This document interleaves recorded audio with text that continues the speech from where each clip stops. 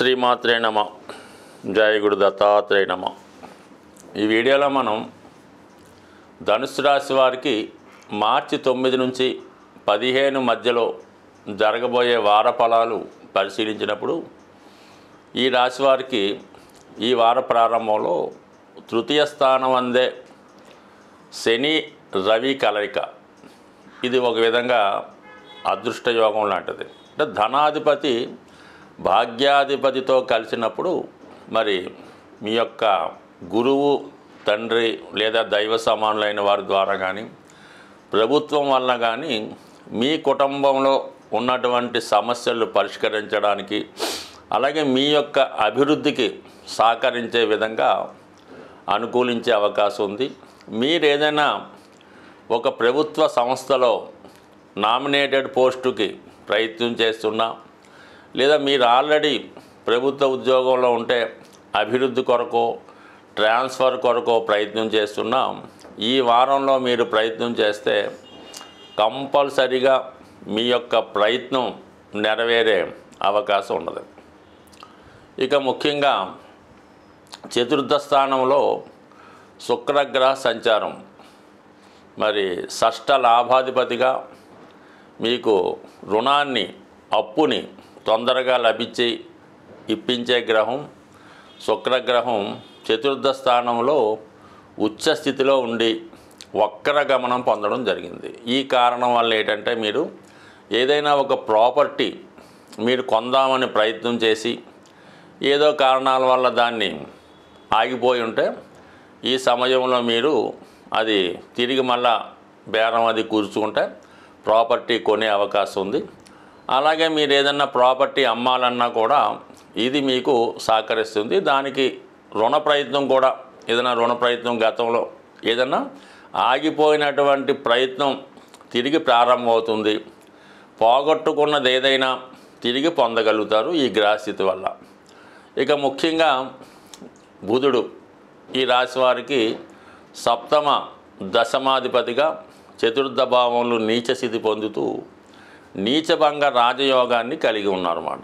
మరి ఈ సమయంలో మీరు ఏదన్నా గతంలో వివాహ సంబంధం ప్రయత్నం చేసి ఉన్నా, భార్యాభర్తల మధ్య విభేదాలు ఉన్నా, ఈ సమయంలో అవి మరి తిరిగి మళ్ళీ కలుసుకొని ఒకరినొకరు మీ యొక్క తప్పొప్పులు పరిష్కరించుకొని తిరిగి జీవితంలో మళ్ళీ ఒకే విధంగా కలిసే అవకాశం ఉంది. ఈ సమయంలో మళ్ళీ మీరు మీ కుటుంబ సమేతంగా ఏదైనా ఒక విహారయాత్ర కానీ, ఒక పుణ్యక్షేత్రాన్ని కానీ సందర్శించే అవకాశం ఉన్నది. ఈ సమయంలో కొద్ది రోజుల పాటు మీ జీవిత భాగస్వామి కానీ, వ్యక్తిగతంగా మీరు కానీ ఈ ఉపాధి ఉద్యోగరీత్యా ఏదైనా ఒక కొత్త ప్రదేశంలో కొన్నాళ్ళ పాటు స్టే చేయవలసి ఉంటుంది. ఇవన్నీ అనుకూలంగా బాగున్నాయి. ముఖ్యంగా కుజుడు పంచమ వ్యయాధిపతిగా సప్తమ స్థానంలో సంచరిస్తున్నటువంటి కుజ భగవానుడు టెంపరీగా మరి భార్యాభర్తల మధ్య విభేదాలకు కూడా కారణం అవుతూ ఉంటాడు. కాబట్టి చిన్న చిన్న సమస్యలు ఉంటే సర్దుకుపోవడం మంచిది. మీ యొక్క వ్యాపార పార్ట్నర్స్ కానీ, మీ క్లయింట్సు లేదా కస్టమర్సు మీ మీద ఆధిపత్యం వహించే ప్రయత్నం చేస్తూ ఉంటారు. తీర్పు వాళ్ళకి అనుకూలంగా ఉండే విధంగా మీతో చెప్పించే ప్రయత్నం జరుగుతూ ఉంటుంది. కానీ వాటికి సహజంగా మీరు ఒప్పుకోరు కాబట్టి కొద్దిపాటి అభిప్రాయ భేదాలు ఈ వ్యాపార వర్గంలో ఉన్న వాళ్ళకి, అటు భాగస్తుల మధ్య కానీ, లేదంటే మీ యొక్క ఖాతాదారుల మధ్య, కస్టమర్స్ మధ్య, క్లయింట్స్ మధ్య వచ్చే అవకాశం ఉంది. కొంతవరకు సావధానంగా, సావకాశంగా వ్యవహరించడం మంచిది.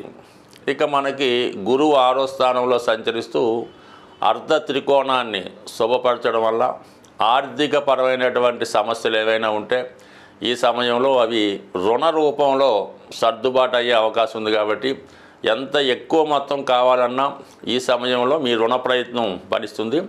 అయితే ధనుసు రాశి వారు లేదా లగ్నం వారు గుర్తుంచుకోవాల్సిన విషయం ఏంటంటే, జీవితంలో మీరు అప్పు తెస్తే తిరిగి మళ్ళా తీర్చడం అన్నది కష్టం అవుతూ ఉంటుంది. అంటే మీరు అప్పు తీర్చడం మర్చిపోయి ఏదో ఆస్తి కొనడమో, అది కొనడమో, ఇచ్చేయడమో చేస్తుంటారు తప్ప అప్పు తీర్చాలంటే మాత్రం ఈ ధనుసు రాశి వారికి చాలా పెద్ద కష్టం ఉంటుందన్నమాట. వీళ్ళ దగ్గర 1,00,000 రూపాయలు ఉన్నా ఒక 10,000 అప్పు తీర్చలేకపోతుంటారు. కాబట్టి మరి ఈ విషయాన్ని జాగ్రత్తగా ఈ రాశివారి దృష్టిలో పెట్టుకొని మీ యొక్క వ్యవహారాలు చేసినప్పుడు ఇది కూడా దృష్టిలో పెట్టుకుంటే మీ యొక్క సక్సెస్ ఫ్యూచర్లో బాగుండే అవకాశం ఉంది.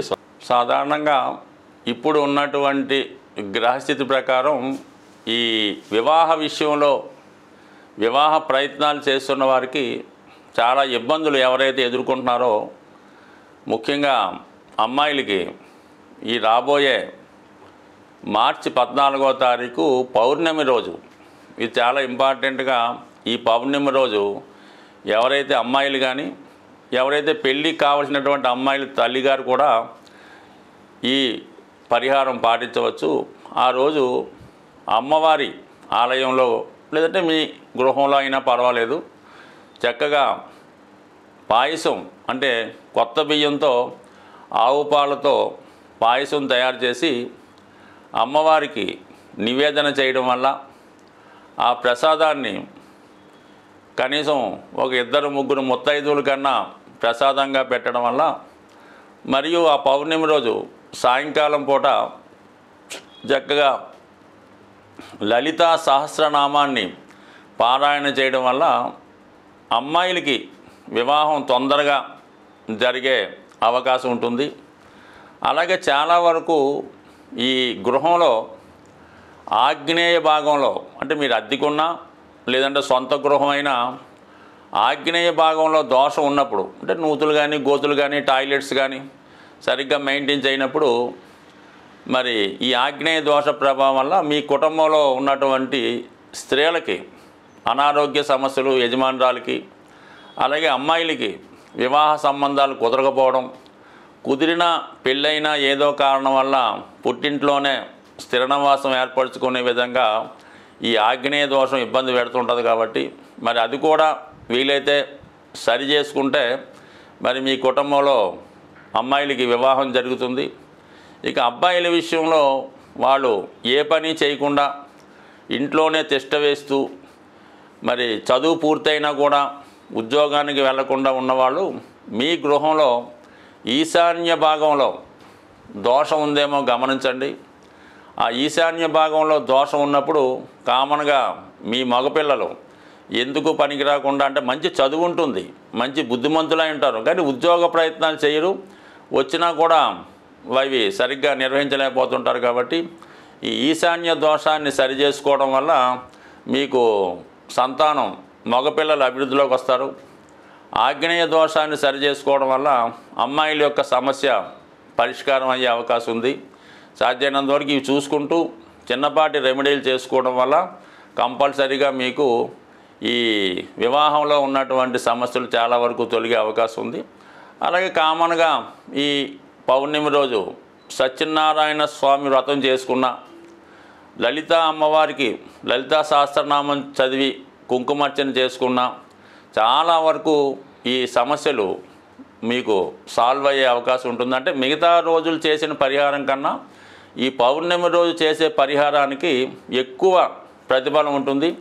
అలాగే దాని యొక్క ఫలితం కూడా తొందరగా రావడం జరుగుతుంది. స్వస్తి.